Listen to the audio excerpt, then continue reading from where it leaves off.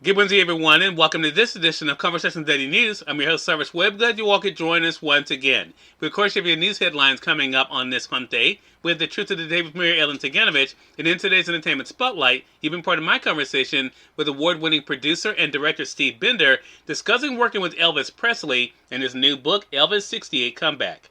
Enjoy our broadcast. For Conversation Daily News, I'm Cyrus Webb with your Wednesday headlines. In international news, Russia storms Mariupol plant as some evacuees reach safety.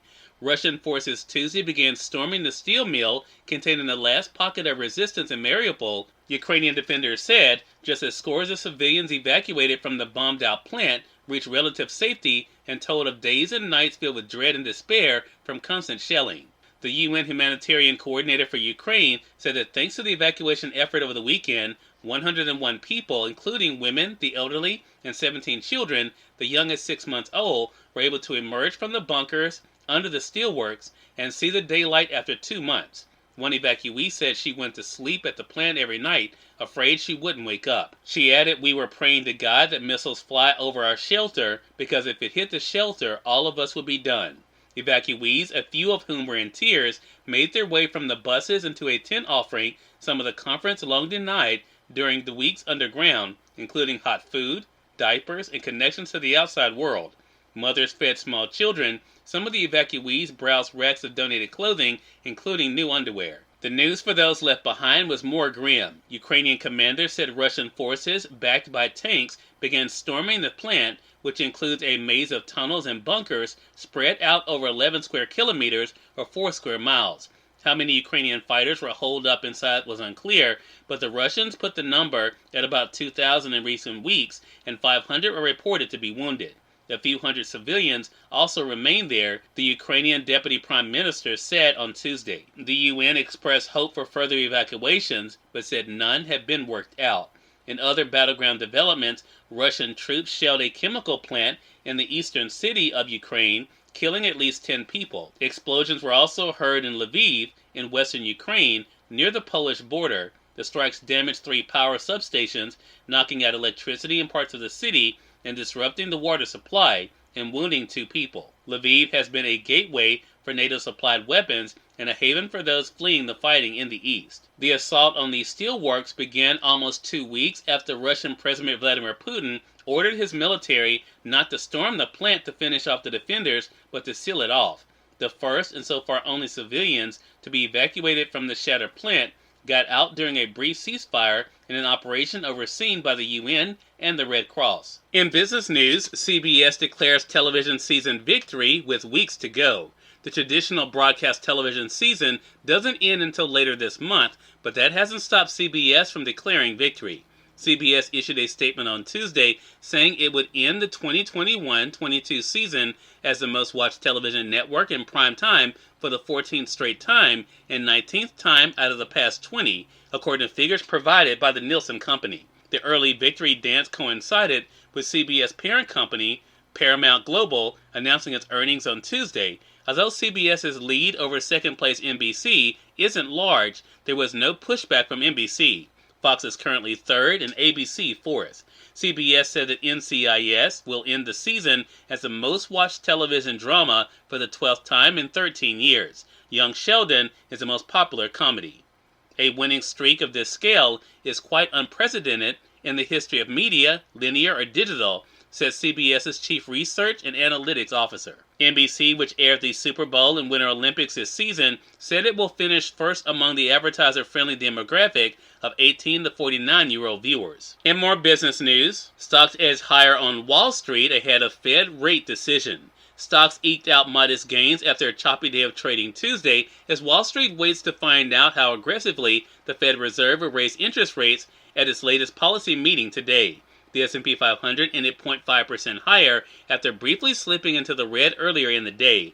The Dow Jones Industrial Average rose 0.5% and the Nasdaq inched up 0.2%. Banks and other financial stocks helped lift the market. Energy stocks also made solid gains, following encouraging quarterly earnings reports from several oil and gas companies. And finally, in entertainment news, at the Met Gala, Kardashian as Monroe, a gilded Blake Lively. Kim Kardashian shut down the Met Gala red carpet Monday in one of Marilyn Monroe's most iconic dresses, a gold-beaded body hugger Monroe wore when she sexily sang Happy Birthday to President John F. Kennedy 60 years ago. The dress originally cost $12,000. It was so tight, Monroe had to be sewn into it when she purred Happy Birthday, Mr. President on May 19, 1962, at a Madison Square Garden fundraiser. She died 3 months later. It has been known as the Happy Birthday, Mr. President dress ever since. Cyrus Webb, Conversations Daily News. It's our time for the Truth of the Day with Mary Ellen Ciganovich. Mary Ellen, it's all yours. Hi, this is Mary Ellen with your Truth of the Day. Shift your perspective. To create a life of happiness and contentment, it may be necessary for you to shift your attitude from one of despair to one of delight. People who go through life practicing joy are not usually blessed with lives of abundance, love, or success. They are blessed with the ability to see the situations they have been handed and make them into something great. These people understand that to make a conscious choice to be happy is not enough. They do not see with preconceived notions of good or bad. They simply shift their perceptions to appreciate every experience for the beautiful life lesson it brings into their life. Our world is a complex, unpredictable, and chaotic place, and our human tendency is to focus on the negative.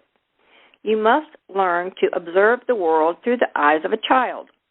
Drop any and all preconceived notions of what is good or what is bad.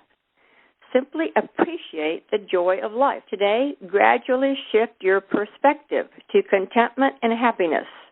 As you always, enjoy the day. We are part of my conversation coming up with award-winning producer and director Steve Bender in today's Entertainment Spotlight. Stay with us. You're listening to Conversations Daily News. For Conversations Daily News, I'm Cyrus Webb with Entertainment Spotlight. Award-winning producer and director Steve Bender joined me on Conversations Live, the radio show, to talk about his new book, Elvis 68 Comeback. Here's a bit of our conversation. Steve, this is a beautiful book, and as I said, when we think about Elvis Presley, we know so much about his music, but you really take us into this special and how it all came about and his whole perspective of it. What was it like for you to tell this story now? It's as if I had done the special last week.